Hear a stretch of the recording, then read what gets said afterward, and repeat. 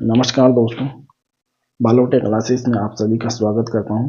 देखिए, पिछले वीडियो में हमने देख लिया था कि जो जत्र सिंह है उनका दिल्ली के जो सुल्तान थे इल्तुतमिश, उनके साथ संघर्ष होता है। उसके बाद उन्होंने नासिरुद्दीन कोबाचा को पराजित किया। उसके बाद देखिए हम बात करेंगे तेज सिंह के बारे में। तो हम तेज सिंह से शुरू करते हैं। आज के जो टॉपिक है वो तेज सिंह।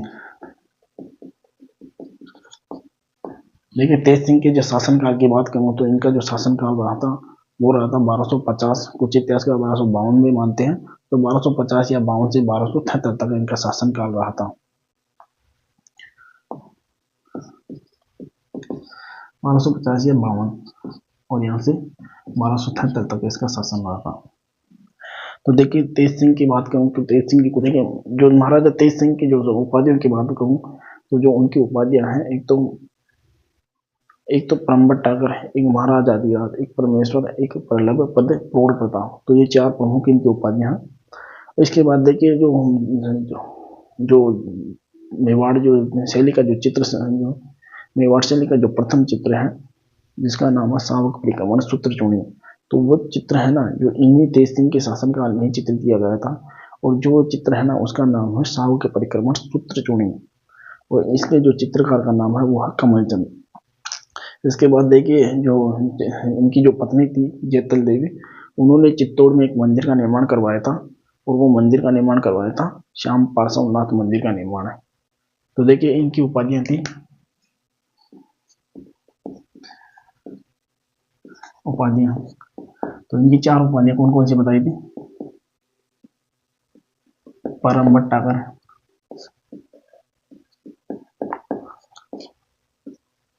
महाराजा धीराज,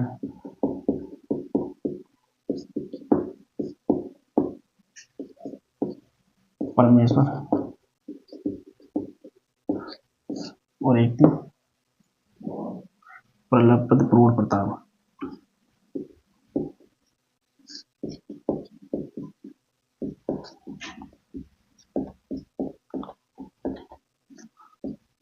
ये तो हो गई इनकी उपाधियों के बारे में बात। इसके बाद मैंने बताया था कि जो मेवाड़ चित्रशैली का जो प्रथम चित्र था वो इन्हीं के शासनकाल में चित्रित हुआ था। तो मेवाड़ शैली का प्रथम चित्र है।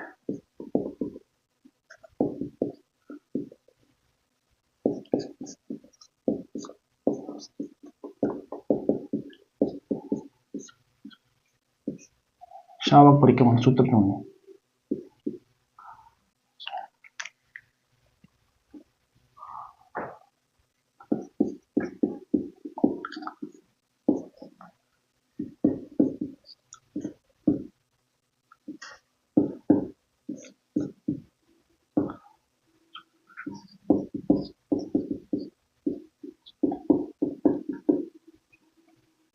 और जो इनके जो चित्रकार थे वो थे कमलचंद।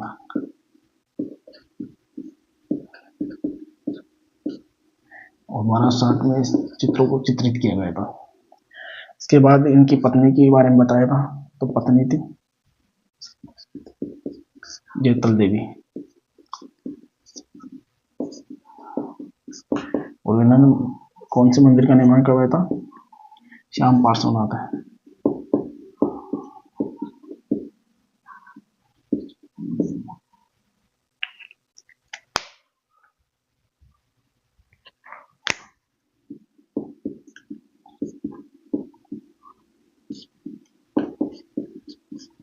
तो इन्होंने करवाया था श्याम पार्श्वनाथ मंदिर का निर्माण। तो ये तो हो गई तेज सिंह के बारे में बात। अब तेज सिंह के बाद जो अगले शासक बने थे वो थे समर सिंह। तो मेवाड़ के अगले शासक बनेंगे समर सिंह।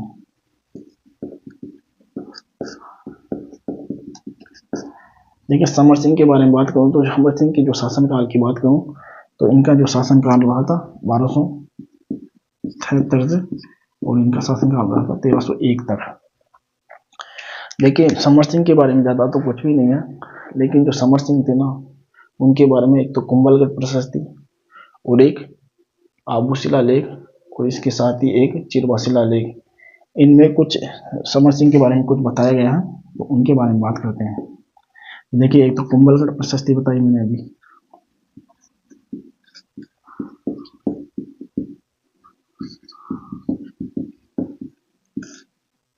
तो देखिए कुंभलगढ़ प्रशस्ति में इनके बारे में लिखा हुआ है कि शत्रुओं को शक्ति का अपहरण करता, यानी कि शत्रुओं की शक्ति का अपहरण करने वाला, यानी कि बहुत ही शक्तिशाली बताया है इन्हें। तो शत्रुओं की शक्ति का अपहरण करता।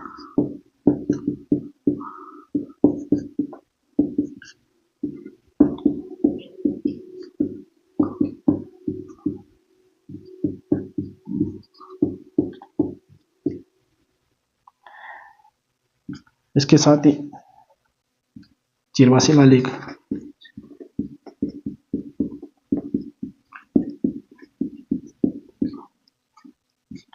देखिए चिरवासी लालेक में इनके बारे में बताया गया है कि जो शत्रुओं का है ये है ना, जो समर सिंह है ना, वो शत्रुओं का संहार करने में सिंह के समान।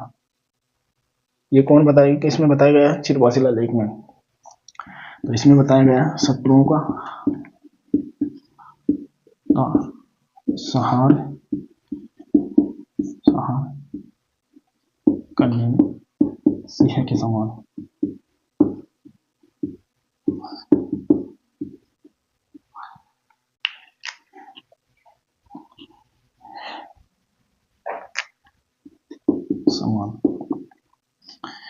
इसी के साथ आबू प्रशस्ति, आबू शिलालेख।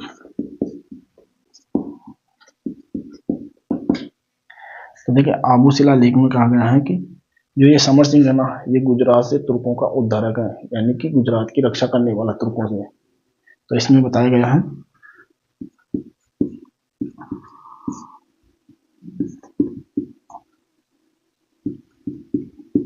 गुजरात से तुर्कों का उद्धारक।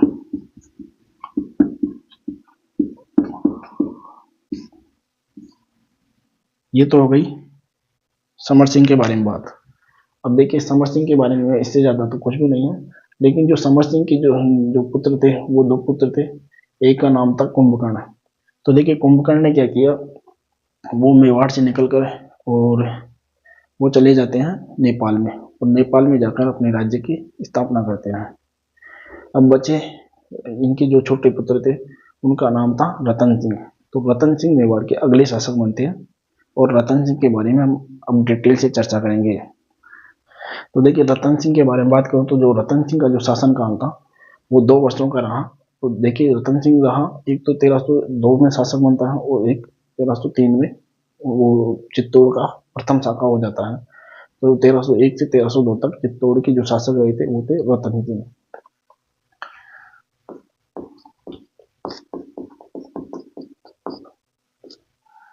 1302 से 1303 तक। देखिए रतन सिंह के बारे में बात करूं तो रतन सिंह के बारे में एक इतिहासकार हुए हैं जिनका नाम है मलिक मोहम्मद जयसिंह। और मलिक मोहम्मद जयसिंह ने एक ग्रंथ की रचना की है, वो ग्रंथ है पद्मावत। और ये पद्मावत की जो रचना की गई है ये की गई है 1540 में। तो देखिए ये पद्मावत में क्या लिखा हुआ है इसी के बारे में हम अब चर्चा करते हैं। तो देखिए यहाँ पर लिख देता हूँ। तो पद्मावत में क्या लिखा हुआ है, जो पद्मावत में क्या लिखा हुआ है कि चित्तौड़ का जो शासक है वो है रतन सिंह, और उनकी जो पत्नी है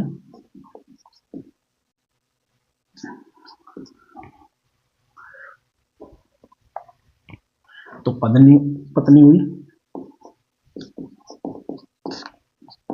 पद्मावती। और ये पद्मावती है ना, ये सिंहल देश की है, जिसे वर्तमान में जो श्रीलंका कहते हैं। तो सिंहल देश की राजकुमारी है। और जो ये सिंहल देश की राजकुमारी है ना, तो इनकी जो जो पिता है वो है गंधर्वसेन, और जो इनकी माता है वो है चंपावती। तो देखिए ये कहाँ की है, सिंहल देश की, देश की राजकुमारी। सिंहल देश को अब श्रीलंका कहते हैं। और इनकी जो माता है, सॉरी पिता की बात कर लेते पहले, पिता है गंधर्वसेन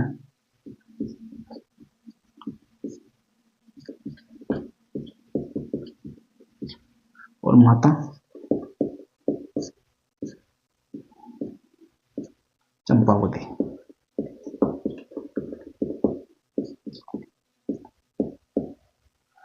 तो देखिए जो पद्मावती है उसके पास एक तोता है जिसका नाम है हीरामन तोता। जो हीरामन तोता है वो पद्मावती के है ना उनका जो मनोरंजन करता है।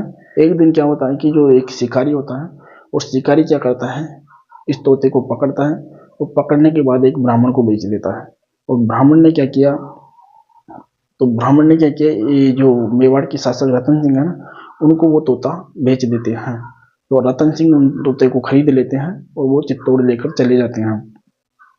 इसके बाद क्या होता है कि जो तोता होता है 2-3 दिन तो कुछ बोलता नहीं है, लेकिन कुछ खाने पीने के बाद जब वो बोलता है तो वो बोलता है कि जो पद्मावती है वो अत्यंत ही सुंदर है। और उसकी सुंदरता का बखान वो तोता जब करता है, तो जब जो उस तोते की, और उन्होंने कहा कि वो जो सिंहण देश की राजकुमारी है जो पद्मावती, वो इतनी सुंदर है कि वो पानी पीती है ना तो उसके जो कंठ है उससे वो पानी स्पष्ट दिखाई देता है। तो वो इतनी सुंदर है। जब ये बात जब रतन सिंह को पता चलती है तो रतन सिंह क्या करते हैं, तो रानी पद्मावती को प्राप्त करने की लालसा से वो यहाँ से चले जाते हैं, यानी कि मेवाड़ से जाते हैं वो श्रीलंका। और श्रीलंका में जाकर क्या करते हैं, 7 सालों तक वो जो पद्मिनी का जो महल है उसके आसपास भटकते रहते हैं।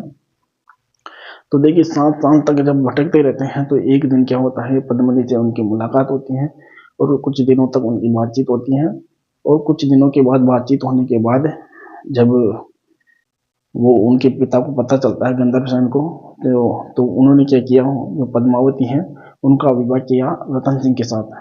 अब ये विवाह हो चुका था।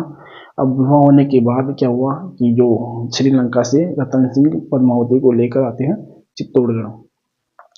अब देखिए चित्तौड़गढ़ में क्या होता है कि उनका भव्य स्वागत किया जाता है। देखिए जो पद्मिनी की जो सुंदरता के चर्चे हैं वो चारों ओर फैलते हैं।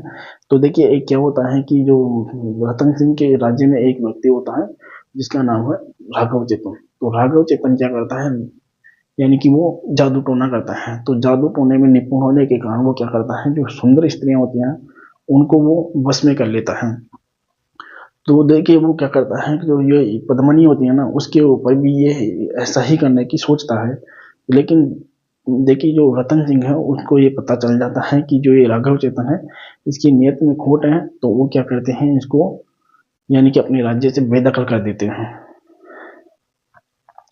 तो यहाँ से बेदखल होने के बाद वो देखिए क्या करता है, राघव चेतन सीधा जाता है दिल्ली। और दिल्ली में इस समय जो बैठा था वो था सुल्तान अलाउद्दीन खिलजी। तो अलाउद्दीन खिलजी को पद्मिनी की सुंदरता के बारे में वो बताता है, तो एक जो बखान करता है। तो इसी कारण जो अलाउद्दीन खिलजी है वो चित्तौड़ पर आक्रमण करता है, यानी कि रानी जो पद्मिनी है उसकी सुंदरता के उसको रानी पद्मिनी है उसकी सुंदरता से मंत्र मुग्ध होकर वो चित्तौड़ पर आक्रमण करता है। तो ये देखिए जो मैंने ये पूरा व्याख्यान बताया, ये व्याख्यान लिखा हुआ है पद्मावत ग्रंथ में। लेकिन देखिए जो इतिहासकार हैं वो इस चीज को नहीं मानते हैं कि जो ये, लेकिन देखिए जो एक इतिहासकार हैं गौरीशंकर हीराचंद ओझा, और गौरीशंकर हीराचंद ओझा जो पद्मिनी है उनको ये सिंहड़ देश की नहीं मानकर, और ये मानते हैं सिंहड़ देश की नहीं मानते हैं, क्योंकि जो ये बताते हैं। देखिए जो गौरी एक इतिहासकार हुए हैं गौरीशंकर हीराचंद ओझा, और वो क्या कहते हैं कि जो जो ये पद्मिनी है ना ये श्रीलंका की नहीं है। और इसके पीछे ये तर्क भी देते हैं कि जो श्रीलंका में जो इनके जो समकालीन थे वो कोई, यानी कि जो गंधर्व सेन कोई नामक व्यक्ति ही नहीं हुए थे श्रीलंका में। तो जो कुछ इतिहासकार इन्हें बीकानेर से संबंधित भी बताते हैं पद्मिनी को। तो देखिए ये बात तो लिखी हुई है पद्मावत में। तो पद्मावत की बात करूं तो देखिए पद्मावत ग्रंथ किसने लिखा है, मलिक मोहम्मद जयसिंह ने।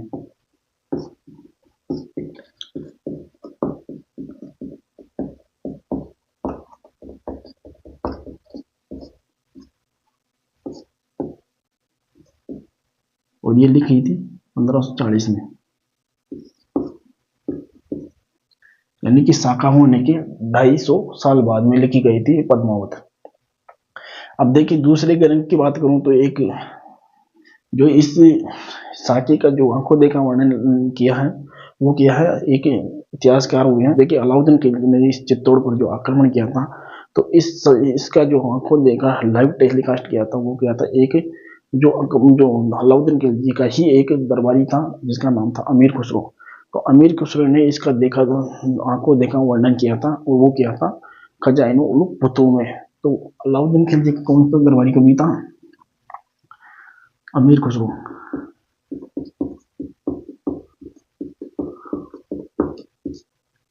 तो अमीर खुसरो ने कौन सी किताब की रचना की है? वो है खजाइन उल फतूह।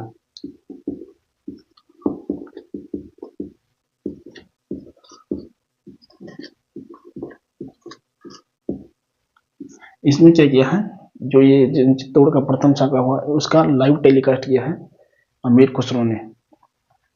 देखिए अमीर खुसरो क्या बताता है, तो अमीर खुसरो बताता है कि जो अलाउद्दीन खिलजी हैं वो यानी 26 जनवरी को, सॉरी, देखिए कि ये क्या बताता है कि जो अलाउद्दीन खिलजी है ना, वो 25 जनवरी को यानी कि दिल्ली से निकलता है, और दिल्ली से निकलने के बाद वो गंभीरी बेड़च नदियों के किनारे आता है, और गंभीरी बेड़च नदियों के किनारे अपना कैंप लगाता है। अब वो कैंप लगाने के बाद देखिए गंभीरी नदी के ऊपर एक पुल भी बनाता है, जिससे क्या है कि चित्तौड़ के किले की दीवारों को तोड़ा जा सके। लेकिन देखिए वो गंभीरी बेड़च नदियों के किनारे लगभग 6 महीनों तक वो यहाँ बैठा रहता है। जब उसे नहीं लगता है कि वो 6 महीने तक जब यहाँ पर बैठा रहता है, तो उसे लगता है कि ऐसे जो 6 महीनों तक जब चित्तौड़ की गंभीरी बेड़च नदियों के किनारे पर बैठा रहता है, लेकिन देखिए इसे उसे ऐसे लगता है कि अब चित्तौड़ को ऐसे जीतना आसान नहीं है। तो उसने देखिए छल करने का यहाँ प्रयास किया है। तो यहाँ पर क्या किया, उसने छल का सहारा लिया। तो देखिए उसने सबसे पहले क्या किया, एक अलाउद्दीन खिलजी ने क्या किया, सबसे पहले देखिए अलाउद्दीन खिलजी क्या करता है, एक लेटर लिखता है, और लेटर में लिखता है कि जो, और इस छल में देखिए वो क्या करता है, इस छल के माध्यम से देखिए वो क्या करता है, जो रतन सिंह है मेवाड़ के शासक, उनको एक लेटर लिखता है, और लेटर में ये लिखता है कि मैं दिल्ली लौट रहा हूँ, और लौटने से पहले मेरी इच्छा है कि मैं चित्तौड़ के किले को देखूं। तो इसके लिए क्या है कि जो रतन सिंह है वो सहमत हो जाते हैं। तो अलाउद्दीन खिलजी क्या करता है, वो यानी अपने कैंप से चित्तौड़ के अंदर जाता है, चित्तौड़गढ़ के अंदर जाता है, और वो ऐसा कहा जाता है कि जो रानी पद्मनी है उनके जो दर्शन कराए जाते हैं वो एक दर्पण के माध्यम से कराए जाते हैं। तो इसके जो चित्तौड़ में वो जाकर फिर अपने कैंप में आता है अलाउद्दीन खिलजी, और फिर अलाउद्दीन खिलजी ने एक और दोबारा एक लेटर लिखता है, और इस लेटर में ये लिखता है कि मैं दिल्ली जाने से पहले जो मेवाड़ के शासक रतन सिंह है उनसे मिलना चाहता हूँ। तो देखिए रतन सिंह से मिलना चाहता हूँ ये लेटर लिखवाता है। तो इसके लिए क्या होता है कि जो ये अलाउद्दीन सिंह खिलजी है, देखिए ये क्या थी कि एक अलाउद्दीन खिलजी की चाल थी, जिसमें जो राव रतन सिंह है वो फंस जाते हैं, और वो क्या करते हैं, एक मुट्ठी भर सैनिकों के साथ वो अपने चित्तौड़ दुर्ग से बाहर आते हैं, और जो जो अलाउद्दीन खिलजी के कैंप हैं वहाँ पर जाते हैं। तो देखिए इसी का फायदा उठाकर जो अलाउद्दीन खिलजी होता है वो राव रतन सिंह को बंदी बना लेता है, और बंदी बनाकर वो ले जाता है दिल्ली। देखिए लेटर में लिखता है कि जो रावल रतन सिंह है, अगर उसको सकुशल चाहते हो तो जो रानी पद्मनी है उसको मेरे पास भेज दो। जब ये बात रानी पद्मनी को पता चलती है तो जो पद्मनी है वो इसके लिए सहमत हो जाती है, लेकिन एक अलाउद्दीन खिलजी के सामने एक शर्त भी रखती है कि वो जो पद्मनी है वो अकेली नहीं आएगी, अपनी 16,000 दासियों के साथ उनके साथ ही दिल्ली आएगी। तो इसके लिए देखिए वो अलाउद्दीन खिलजी भी सहमत हो जाता है। तो ये जो पद्मनी होती है वो क्या करती है कि जो 16,000 दासियां होती हैं उनके स्थान पर पालकियों में जो मेवाड़ के योद्धा होते हैं उनको बैठाया जाता है, और उनको बैठाकर दिल्ली की ओर रवाना होती है। अब दिल्ली में जब वो पहुंचती है, देखिए जो मेवाड़ की जो सैनिक पालकियों में बैठे हैं वो बाहर निकलते हैं, और जो अलाउद्दीन की जो सेना होती है उसके ऊपर आक्रमण कर देते हैं।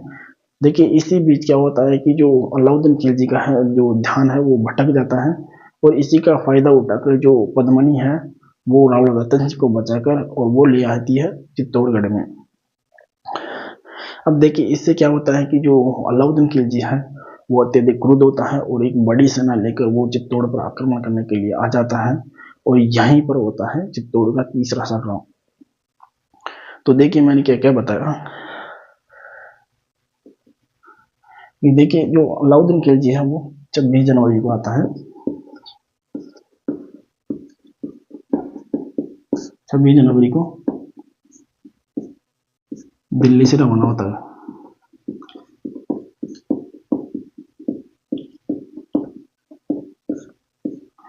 तो वो आता है सबसे पहले गंभीरी बेड़च नदियों के किनारे अपना कैंप लगाता है। खिलजी के बारे में बात कर रहे हैं।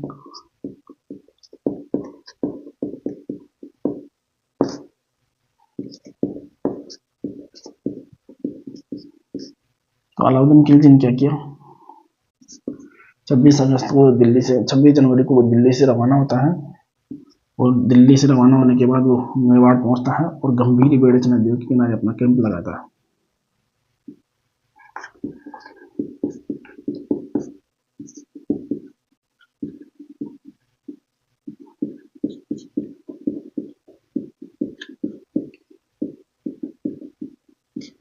इसके साथ ही गंभीरी नदी पर एक पुल भी बनाता है।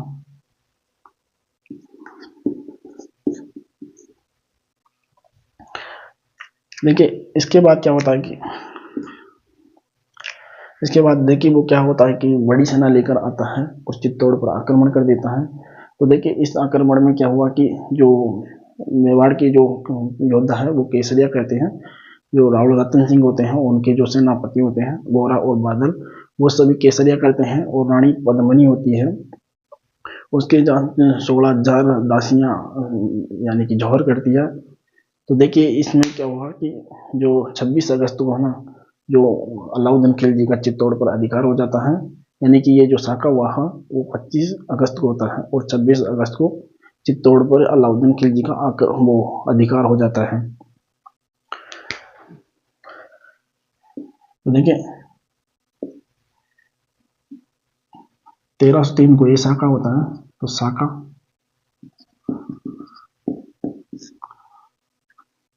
25 अगस्त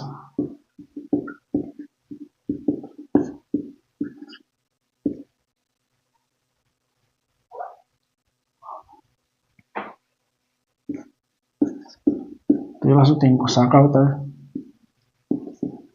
26 अगस्त को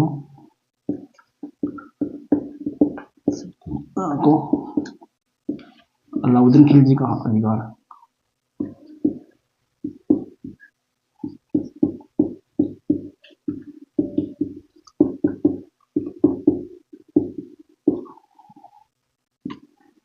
देखिए यहाँ पर साके में देखिए केसरिया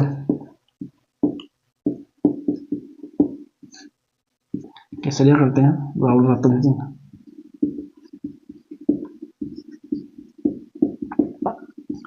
और इनके दो सेनापति थे घोड़ा और बादल।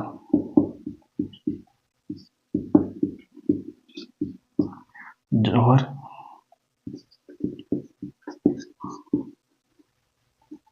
रानी पद्मिनी।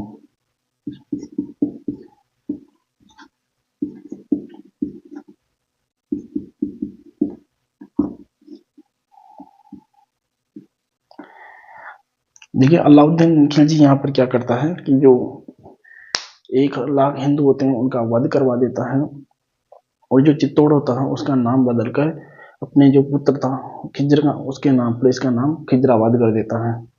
तो देखिए यहाँ पर वो एक जो चित्तौड़गढ़ है उसकी तलहटी में एक मकबरे का निर्माण करवाता है और उस मकबरे के ऊपर वो अलाउद्दीन खिलजी खुद के बारे में लिखवाता है कि अलाउद्दीन उस समय का सूर्य, ईश्वर की छाया और संसार का संरक्षक। तो ये देखिए अलाउद्दीन की क्या क्या कहता है, 1 लाख हिंदुओं का वध करवा देता है।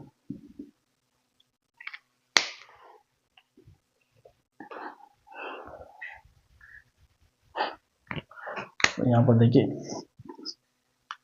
1 लाख हिंदुओं का वध है।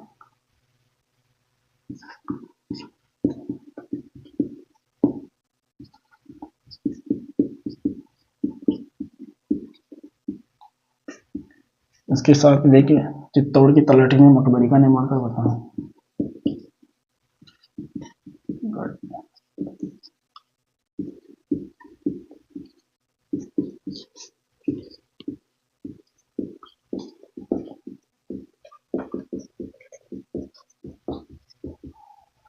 और इसमें जो मकबरे में क्या लिखवाता है, अलाउद्दीन उस समय का सूर्य, ईश्वर की छाया और संसार का संरक्षक। अलाउद्दीन खिलजी क्या करता है,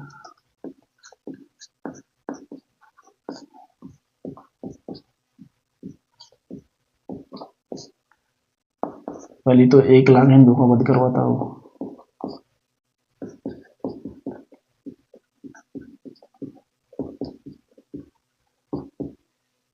मकबरी का निर्माण।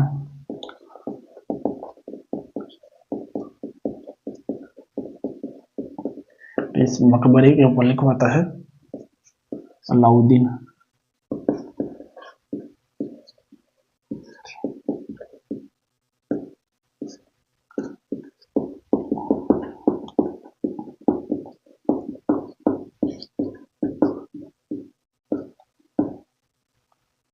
ईश्वर की छाया,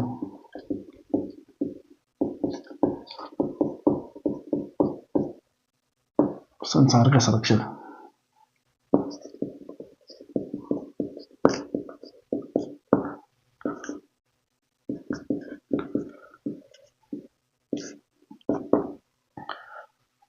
तो देखिए अलाउद्दीन क्या करता है, फिर क्या करता है, चित्तौड़ का नाम बदलकर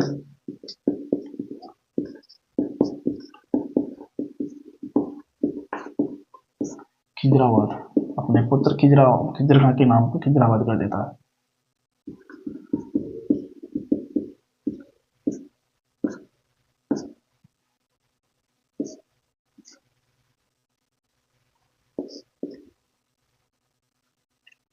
खिजराबाद कर देता है।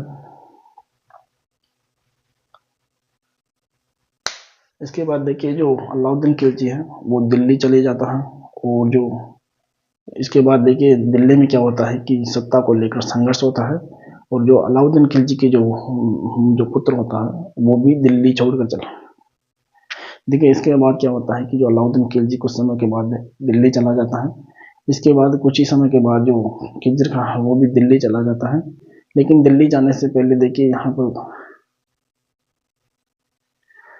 पुत्र खिज्र खां के नाम पर इसका नाम खिजराबाद, पुत्र खिज्र खां के नाम पर इसका नाम खिजराबाद रखता है, और यहाँ का खिज्र खां जो था उसका पुत्र उसको यहाँ का संरक्षक बना देता है। लेकिन कुछ समय के बाद देखिए अलाउद्दीन खिलजी यहाँ से लौट जाता है दिल्ली, और देखिए कुछ ही समय के बाद फिर जो खिज्र खां है वो भी दिल्ली लौट जाता है। तो देखिए जो खिज्र खां लौटने से पहले यहाँ क्या करता है, जो एक व्यक्ति होता है मालदेव, तो मालदेव चौहान को यहाँ का जो प्रशासन नियुक्त कर देता है चित्तौड़ का। और देखिए जो मालदेव है इनकी मूछें बड़ी बड़ी होने के कारण इसे कहते हैं मालदेव मुचाणा। तो मालदेव मुचाणा को यहाँ का संरक्षक नियुक्त कर देता है, और वो भी दिल्ली चले जाता है खिज्र खां भी। अब इसके बाद देखिए जो मालदेव मुचाणा है उसके बाद जो अगला जो शासक बनता है चित्तौड़ का वो बनता है जैसा चौहान। ये बात बताता है गौरीशंकर हीराचंद ओझा। लेकिन देखिए रणकपुर प्रशस्ति में जो लिखा हुआ है वो लिखा हुआ बनवीर, यानी कि जो मेवाड़ का जो अगला शासक बनता है वो बनता है बनवीर। तो देखिए जो जैसा चौहान है या बनवीर अगला शासक बनता है। तो देखिए खिज्र खां ने क्या किया, तो यहाँ पर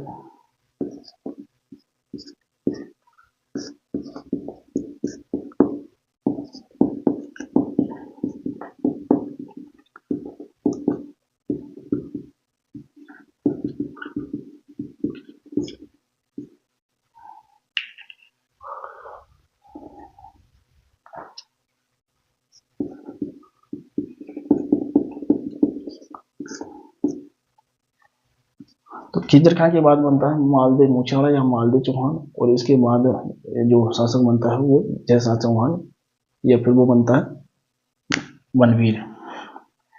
तो देखिए मालदेव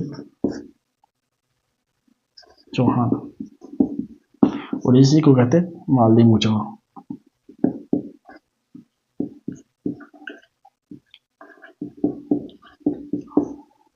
इसके बाद जो शासक बनता है वो बनता है जैसा चौहान।